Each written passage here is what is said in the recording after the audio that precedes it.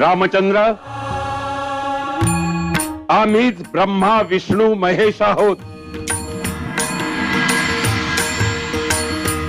आमच्या बाह्य रूपावर जाऊ नकोस. शरीराच्या नव्हे, मनाच्या डोळ्यांनी भगवंताला शोधा, म्हणजे तो तुम्हाला नक्कीच सापडेल. आम्ही तुमच्या पाशीच आहोत, नव्हे तुमच्यातच आहोत. आम्हाला ओळखायला शिका, नाहीतर कस्तुरी मृगासारखी तुमची अवस्था होईल. कस्तुरीच्या सुगंधानं बेभान होऊन मृग ज्या कस्तुरीच्या शोधात रानोमाळ भटकतो, ती कस्तुरी त्याच्या पाशीच असते.